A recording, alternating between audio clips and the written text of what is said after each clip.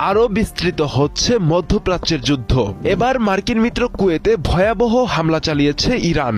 Drone ও ক্ষেপণাস্ত্রের আঘাতে Kuwait সিটির বহুতল ভবনে আগুন, বিমানবন্দর, জ্বালানি অবকাঠামো, এমনকি গুরুত্বপূর্ণ সামরিক ঘাঁটিও লক্ষ্যবস্তু হয়েছে।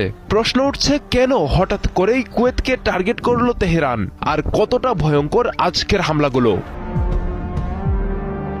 মধ্যপ্রাচ্যের আকাশে আগুনের ঝলক, এক ঝাঁক ক্ষেপণাস্ত্র নিয়ে এবার মার্কিন মিত্র কুয়েতের উপর তাণ্ডব চালিয়েছে ইরান। ভিডিওতে দেখা যায় কুয়েত সিটির আকাশচুম্বী এক টাওয়ারে ভয়াবহ আগুন।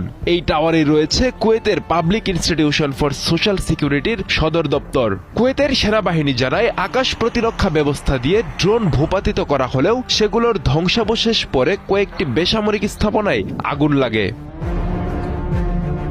হামলা শুধু শহরেই সীমাবদ্ধ ছিল না, কুয়েত আন্তর্জাতিক বিমানবন্দরের জ্বালানি ট্যাঙ্কেও আঘাত হানে ড্রোন। বিস্ফোরণের পর মুহূর্তেই ছড়িয়ে পড়ে আগুন। এটি ছিল গুরুত্বপূর্ণ জ্বালানি অবকাঠামোর উপর সরাসরি হামলা। একই সময় কুয়েতের আকাশে দেখা যায় ড্রোনের ঢেউ। এদিকে কুয়েতের আল আদিরি বিমান ঘাঁটিতে ড্রোন ও ক্ষেপণাস্ত্র হামলা চালিয়েছে আইআরজিসি। এই ঘাঁটিতে মার্কিন হেলিকপ্টার মেরামত কেন্দ্র, জ্বালানি ট্যাঙ্ক এবং কমান্ড সেন্টার লক্ষ্য করে আঘাত হানা হয়। কুয়েটের স্বরাষ্ট্র মন্ত্রণালয় জানিয়েছে, দায়িত্ব পালনরত অবস্থায় 2 সীমান্তরক্ষী নিহত হয়েছেন। পরিস্থিতি এতটাই ভয়াবহ হয়ে ওঠে যে কুয়েতের জাতীয় তেল কোম্পানি সতর্কতামূলক ব্যবস্থা হিসেবে তেল উৎপাদন কমানোর ঘোষণা দিয়েছে, যা নতুন করে বৈশ্বিক জ্বালানি বাজারে উদ্বেগ তৈরি করেছে। কেন কুয়েতকে টার্গেট করছে ইরান? বিশ্লেষকরা বলছেন, এর পেছনে রয়েছে কৌশলগত হিসাব। মধ্যপ্রাচ্যে আমেরিকার সামরিক উপস্থিতির অন্যতম গুরুত্বপূর্ণ ঘাঁটি কুয়েত। ইরান মনে করে ইসরায়েল আমেরিকা জোট ইরানে হামলা চালাতে এই অঞ্চলকেই ব্যবহার করছে। তাই তো আমেরিকার আঞ্চলিক মিত্রদের লক্ষ্যবস্তু করছে তেহরান। এভাবে একদিকে আমেরিকাকে চাপের মুখে ফেলছে, অন্যদিকে গোটা উপসাগরীয় অঞ্চলে ভয় ও অস্থিরতা ছড়িয়ে দিচ্ছে ইরান।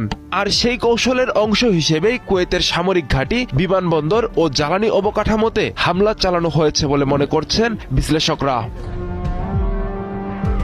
এই হামলা শুধু প্রতীকী নয়, বরং কৌশলগত, কারণ লক্ষ্যবস্তু করা হয়েছে 3টি গুরুত্বপূর্ণ জায়গা: সামরিক ঘাঁটি, জ্বালানি অবকাঠামো এবং প্রশাসনিক ভবন। অর্থাৎ কুয়েতের নিরাপত্তা, অর্থনীতি এবং প্রশাসনিক কাঠামো 3টিকেই একসঙ্গে চাপের মুখে ফেলার চেষ্টা করছে ইরান।